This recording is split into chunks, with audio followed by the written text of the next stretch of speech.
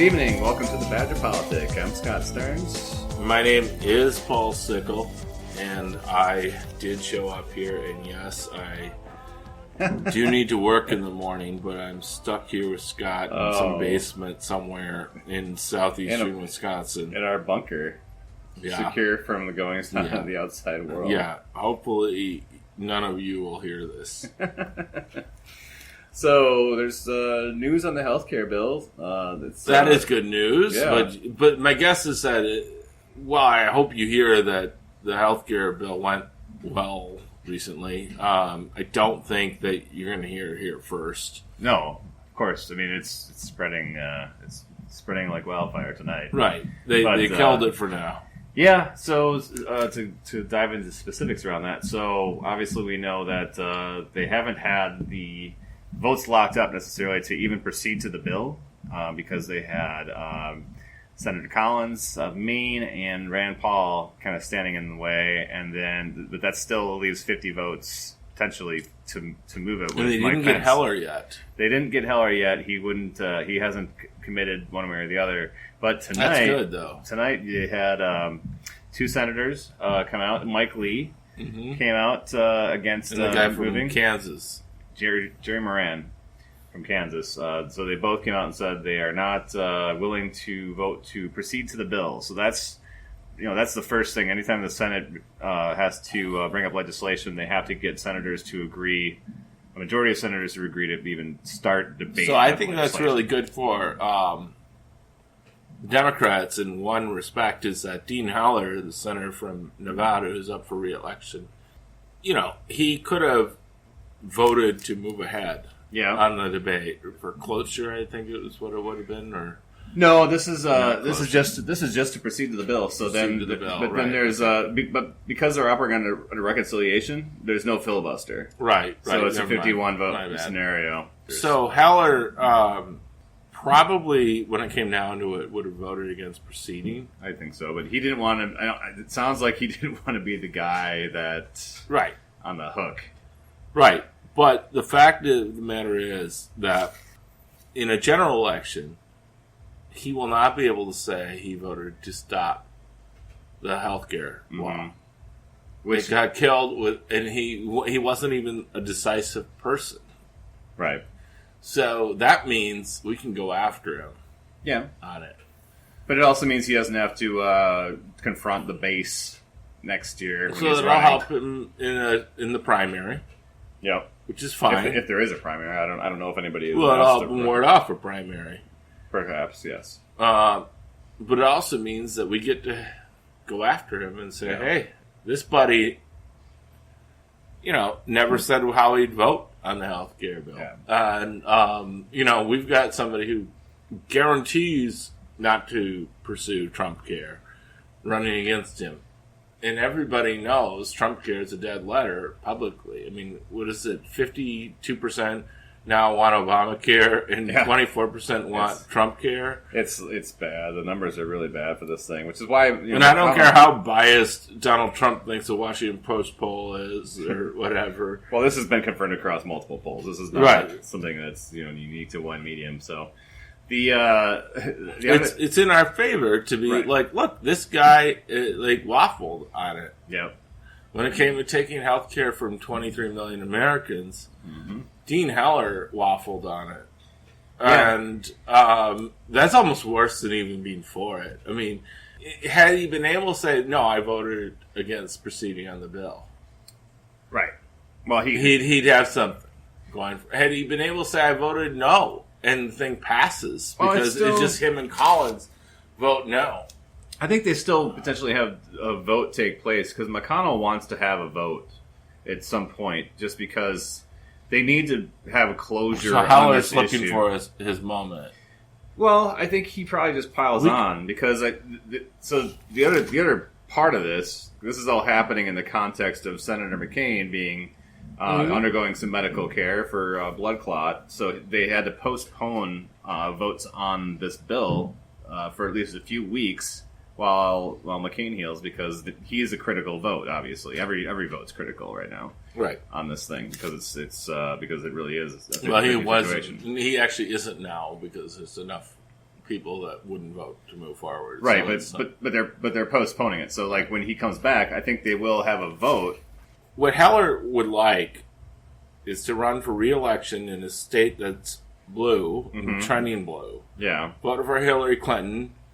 Mind you, like in 2000 and 2004, it voted for Bush, while Wisconsin was busy voting for Democratic candidates against Bush, Gore, and Kerry. Gore, who actually did carry the popular vote as well, in addition to Hillary Clinton. So Wisconsin moved red enough that it voted for Trump narrowly. Yep. Nevada went the other way. And it has been going the other way. Obama carried it. So Heller's got this position. He's up for re-election. Interestingly enough, he won his seat in 2012 when Obama was re-elected. Yeah. But anyway, Heller's up, and I think he knows that he could be a no vote, and one other Senate Republican could be a no vote, and the thing can still pass. Yeah. And he can still then say, well, I voted against it. Right. I did my due diligence, and even it didn't work out how I wanted it to. But I think if they have Heller and Collins, I don't know if Rand Paul's on board. I don't know that Murkowski's on board, even though they're throwing a lot of money towards Alaska as part of this thing. Right. But in theory, Heller and Collins are the obvious no votes. Right. So if they vote no, the Republicans can still pass it. Yes. And Heller lost that opportunity today. They just killed it without him. Yeah. Well, it's not. Its demise may be. This may be a bit premature, because I do think they're going to have a vote so everybody can put their cards on the table and then say like, well, this isn't just a temporary thing. We're not keeping it in the back pocket. We had a vote. It doesn't have support, and we need to move on to other things. There's taxes, there's appropriations bills. We got to fund the government. We got a lot of other things that are coming after the recess in August. And so you think Heller's going to get another chance to vote no? Yeah, I think at some point there is going to be a vote, either on the motion to proceed, or even if the motion to proceed passes, then a vote on the actual bill itself. It's one of the two is going to happen, or both. Because they keep on going back and forth. What if they don't have the votes to? I think McConnell. Everything we're hearing out of the majority leader's office is that he wants to have a vote one way or the other. And normally, what you do is if you don't have the votes, then you don't put it up for a vote. But given the profile of this thing, right, and to have the ability to move on to other things, they have to have everybody just kind of put themselves out there and say like, okay, like literally, we don't have the support. It's not just, well, they don't have those votes today, and then they go back and then they tweak the bill a little bit more. It's like at some point, the bill is the bill, and people got to. So the best case scenario, as far as I'm concerned, is that Heller doesn't ever get a chance to vote no, except maybe in the motion to proceed. But that's essentially, I mean, it effectively in the course of a campaign, if that's the vote on the bill, that's the vote on the bill. But he's not the decisive vote. As long as he's not the decisive vote, and he wasn't the decisive vote in this iteration of killing it, we can say he waffled. Well, and that's what we need to be able to do in order to take that seat in Nevada. One thing I've always thought about, though, is if this thing doesn't have a lot of support, which all evidence is that it doesn't, when it comes down to a vote, I never thought it was going to be like a 51-50 thing, or a 50-50 with a Pence vote, right? Because if it's that unpopular, then you're going to have your 2 or 3 senators voting against it, and then you're also going to have other people that are going to pile on because they're going to see how cancerous this thing is, and going to be like, you know what, I cannot get behind this. I'm going to join the no's because there is enough skepticism out there. I don't know if I agree. My gut instinct is that McConnell's plan always was to allow two to vote no for their reasons. And Collins and Heller have obviously good reasons to vote no. Yeah. Because they're in states that aren't Republican states. Sure. But they're Republican senators. They need to protect their asses. And so that McConnell's plan the whole time has been to allow those two to vote no. Correct. I mean, save face. That's the plan. But that would work if this bill were actually popular and had some kind of momentum behind it, but it doesn't. So the other variable that we haven't talked about is our own Senator Ron Johnson. It was reported in multiple places. A few times he was interviewed on Fox 11 up in Green Bay, Fox 6 here. He's a very confusing man. Yeah. Well, from what I read, he was a little perturbed that apparently McConnell was telling the moderates like Collins that, you know what, we're going to pass this bill, but these things that are more conservative in terms will never really they'll never really happen. Which in my mind, like, why would you trust this guy? I mean, even once it's law, who knows what they'll do. But so he's telling. I think he's telling moderates that this is what they're going to do, but he's not telling conservatives the same thing, obviously. And I guess that peeves. So I Johnson. feel like Johnson is a closet moderate, and I hesitate to say that. Yeah.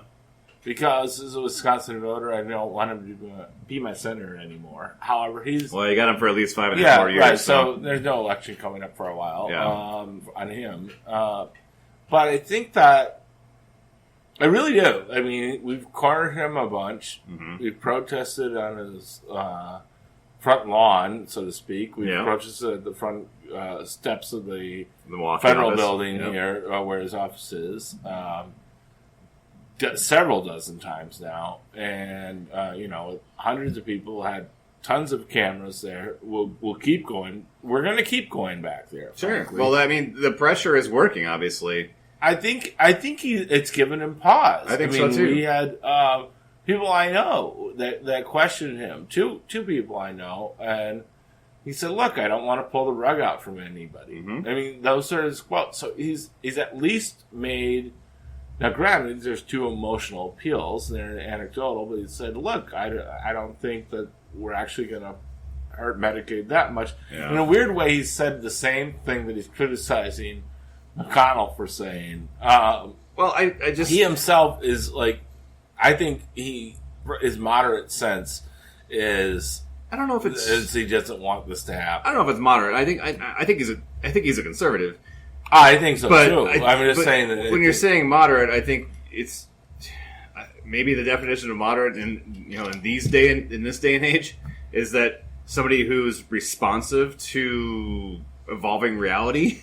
I mean, I think the pressure that was put on him has been effective, and I think I would take this opportunity to just re-emphasize to people that are listening that it is important that you are calling your senators. It's important that you're writing your senators, because when they get reports from their staff about what's the breakdown on this issue, what's the breakdown on this issue, and if I don't know what the numbers are, obviously, in terms of the ratio of calls that he's getting, but let's just hypothetically say it's 10-1. I think it's pretty conservative to say that. I think it's probably more than that, but let's just say it's 10-1. I think that gives a senator like him pause and say, like, well, man, this thing is not playing well in Wisconsin. Maybe I need to step back. So I don't think he's truly a moderate, but I think the pressure has been working on him, and I think actually his concerns are more moderate than he says they are. I think he wants to claim he's like, oh, it's not conservative enough, but I think he's looking for any reason to get to know. He's looking for an out. He's looking for an out while trying to preserve his conservative credentials. Right. He knows that he's learned enough, which he clearly did not understand ever before, including when he ran for Senate in the first place in 2010. For sure. He's learned enough to realize that this is going to be a big clusterfuck, and it will be worse than Obamacare, and frankly, maybe Obamacare was better than the alternative of doing nothing at the time. It's a matter of is this worth my Senate career? Is this worth me staking everything that I hold dear? When I don't know if it's something that he's really passionate about. I think he's probably more passionate about corporate taxes and I don't think he's that passionate about anything other than seeing him name in the U.S. Senate. Well, that goes. I think you can say that about a lot of senators. Yeah, I think in particular, though, this is a man of little legislative substance. Fair enough. That's why I'm not representing any official organization when I speak, by the way. Right. I really don't think he knows what... I think he just wanted to be a senator. Does he know, or does he just not care about these particular things. No, he wanted to be a senator. He came up with a line that worked, and then it worked again. Well, it's the same line of Donald Trump and several others. Like I was in the private sector. I was successful. I'm going to take that success to government and change things. And it has no real clue about how any of it works. Right.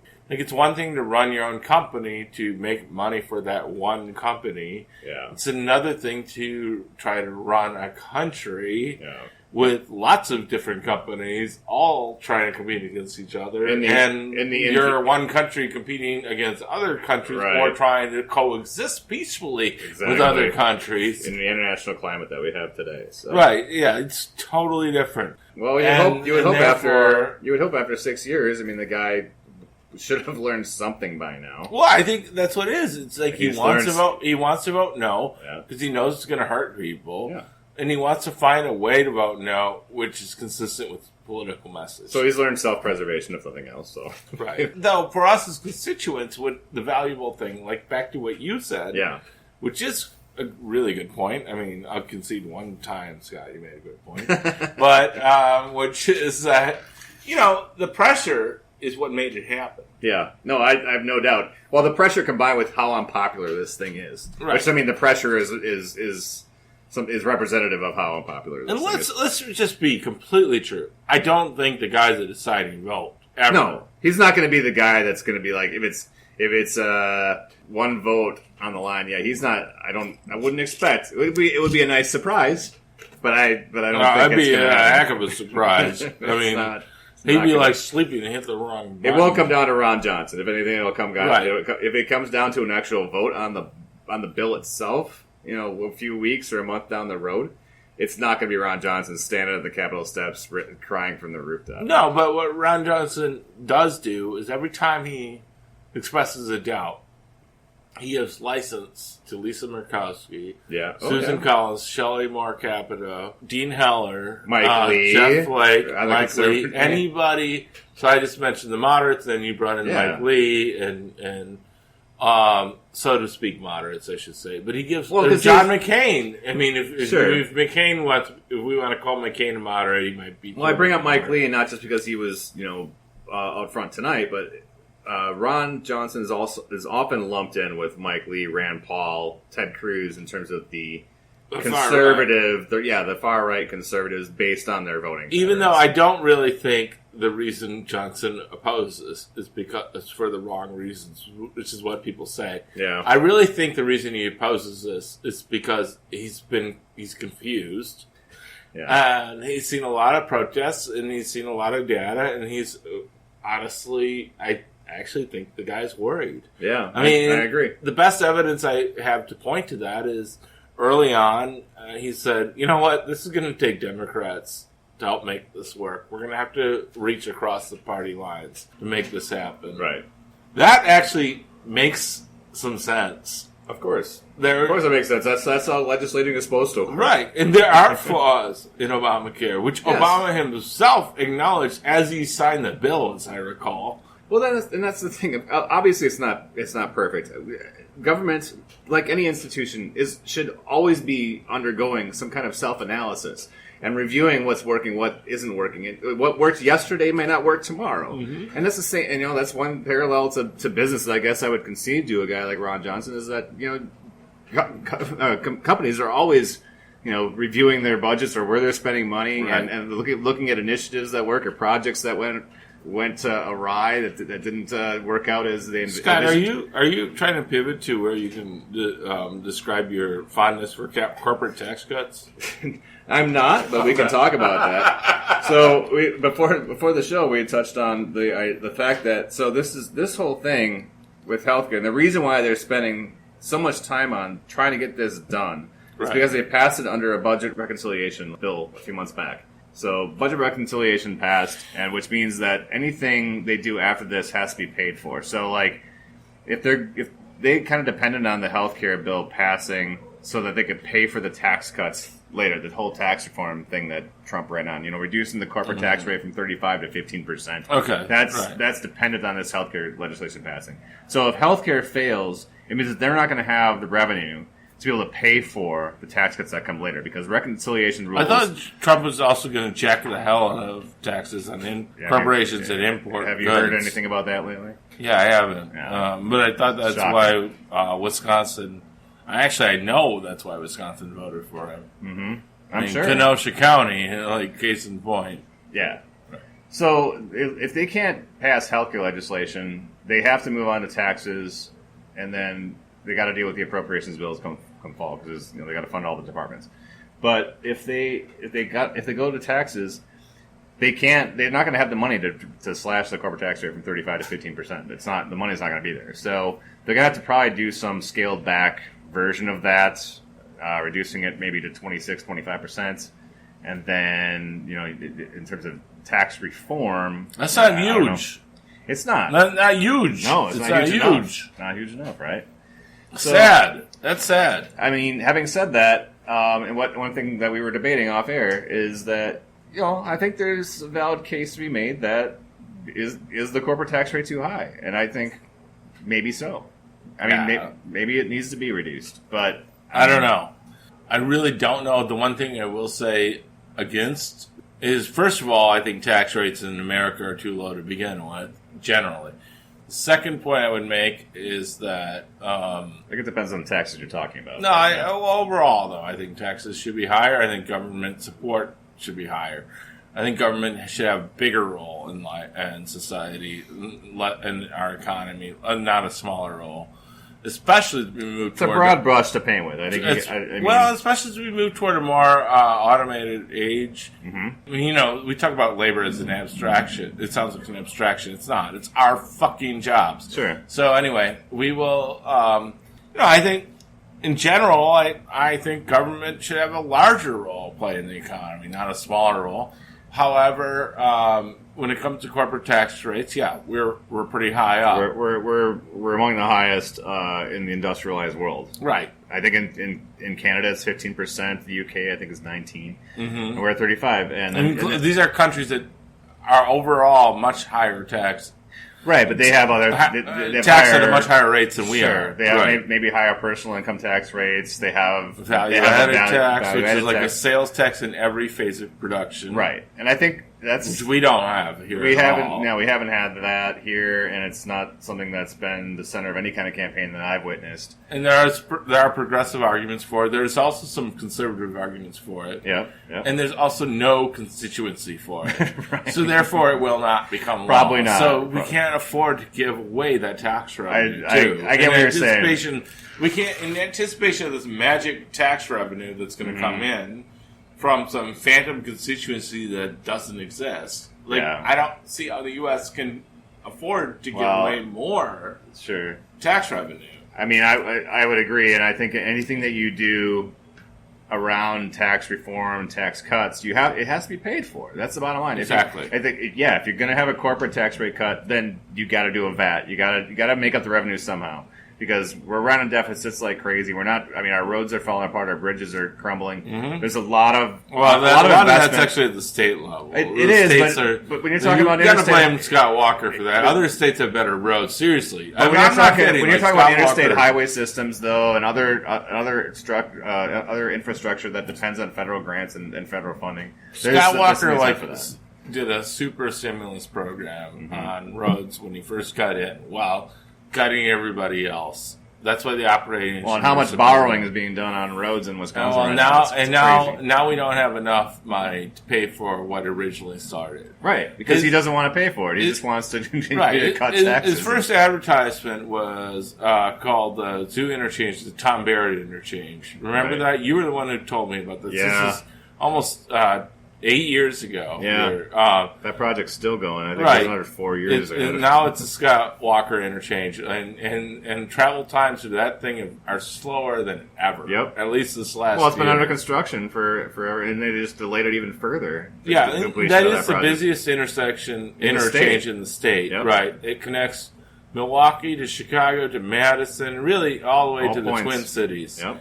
And even Green Bay and the Fox Valley and Appleton and Oshkosh. I mean, all of it. Critical thing. Like, it connects about a population center of, when you throw in the Chicago, Minneapolis metro areas, about 25 million people. Yeah, right. It's a vital cog in the nation's infrastructure.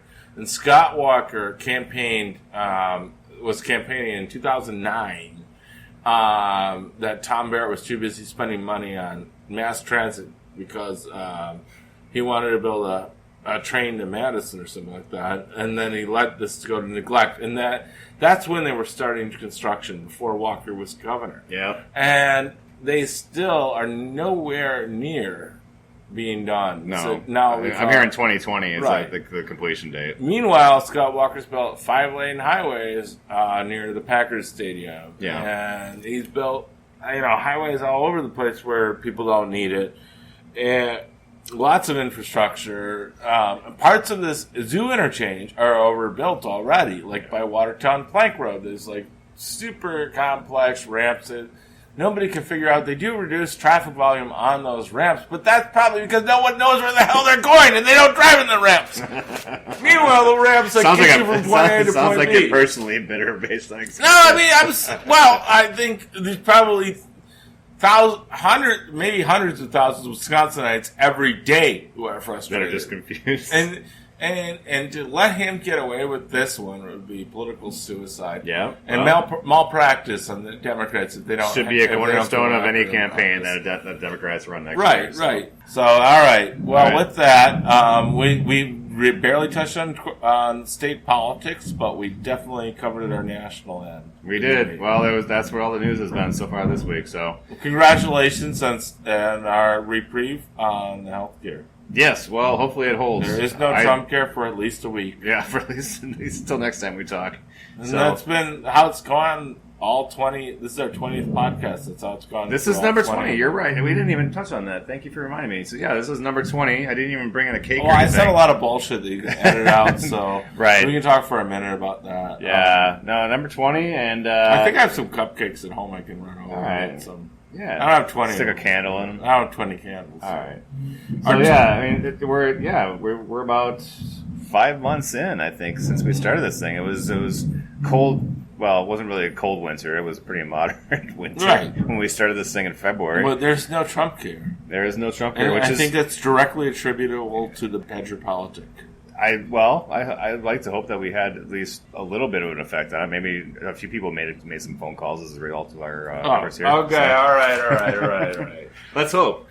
We're just doing our part. So I was bullshitting anyway, but I like to think that all of our efforts cumulatively matter, and they certainly do. Actually, that's what it's all about. All right. With that, until next time.